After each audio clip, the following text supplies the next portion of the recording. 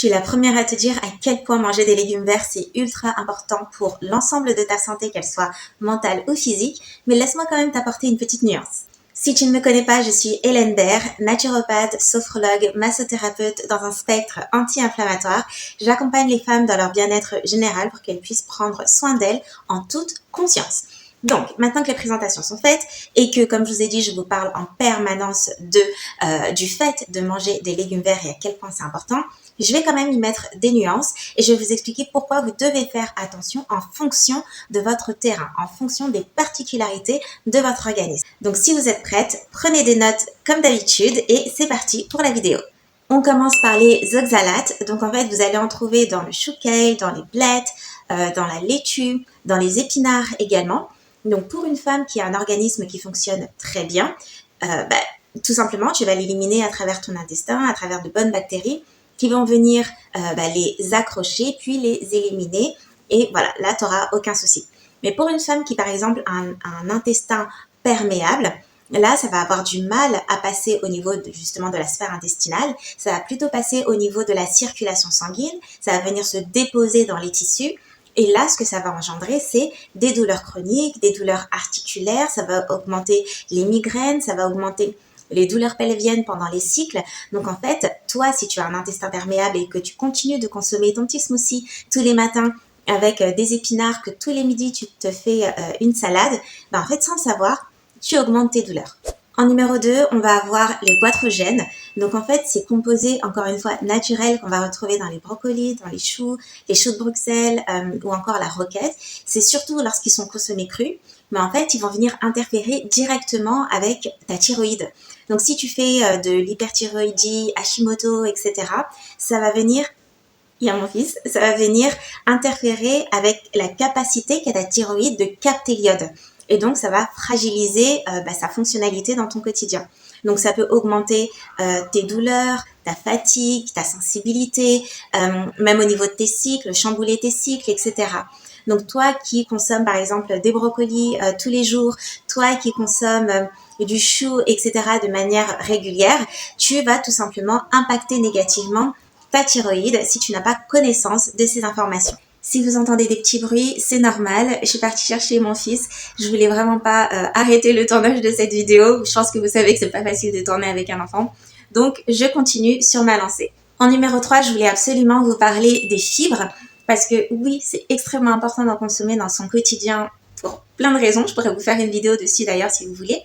Mais ce qu'il faut savoir, c'est que par exemple, pour une femme qui a une dysbiose intestinale, quand on consomme beaucoup de fibres, ces fibres vont autant nourrir les bonnes bactéries que les mauvaises. Et les bactéries pathogènes qui, elles, vont prendre plaisir à consommer toutes ces fibres, vont venir augmenter l'inflammation au niveau de la sphère intestinale. Donc, ça va augmenter problème de luminosité. Je pense que vous avez vu toute la vidéo, mais bon, c'est pas grave.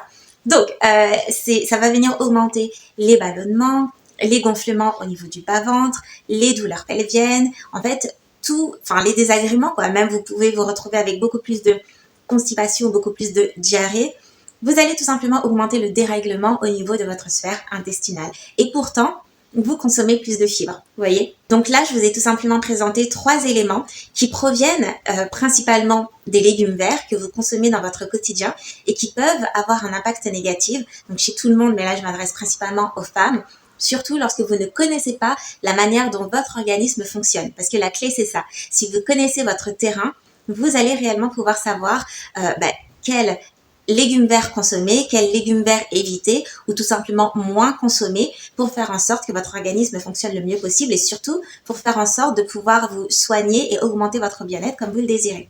Si tu te sens concerné dans cette vidéo, pas de panique, je vais te donner des petits tips. En numéro 1, ça va être plutôt de varier les modes de cuisson. Donc, pas forcément cru, pas forcément cuit de la même manière. Tu peux très bien faire à la vapeur, tu peux très bien les faire rôtis. Il faut en fait varier pour pouvoir balancer au niveau des apports nutritionnels et des capacités de perception de ton organisme. En numéro 2, ça va être aussi d'augmenter la rotation des familles. Ne consomme pas des épinards tous les jours et uniquement que ça. Des brocolis tous les jours. Des haricots verts tous les jours, etc. Varie les différentes familles de légumes verts pour que justement ton corps puisse avoir le temps d'éliminer ce que tu lui apportes et éviter la saturation. En point numéro 3 et qui est très important, c'est tout simplement d'être à l'écoute de ton corps, s'il te plaît. Si tu as le temps, si vraiment tu as envie d'aller très loin, tu prends un petit carnet et au fur et à mesure, pendant une semaine, tu notes ta sensation au niveau de ton corps, au niveau de ta fatigue, au niveau de ton sommeil, au niveau de ton système digestif, au niveau de tes douleurs chroniques, au niveau du gonflement de tes jambes, peu importe, tu notes ce que tu ressens, même au niveau de ta sphère mentale et émotionnelle.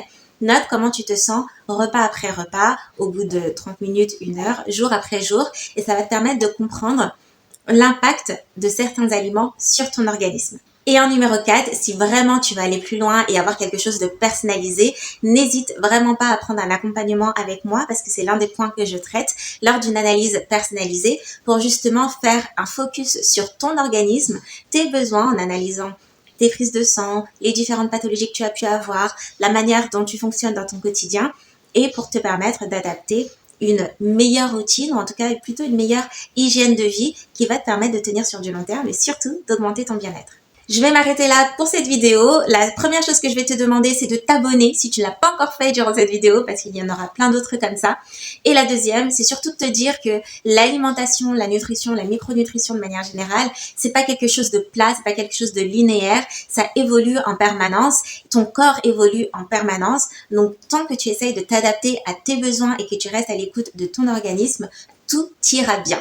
Ce que j'ai voulu te faire transmettre, en fait, ce que j'ai voulu te transmettre, c'est mieux, à travers cette vidéo, c'est que même des aliments qui sont très sains et qui sont faits réellement pour nous apporter un max de nutriments et nous faire du bien tant mental que physique, peuvent avoir un impact négatif parce qu'on ne se connaît pas suffisamment.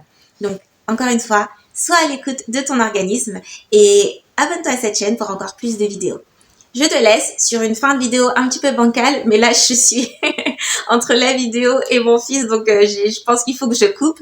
Et on se retrouve très rapidement pour une prochaine vidéo. Prends soin de toi et je te fais plein de bisous. Bye!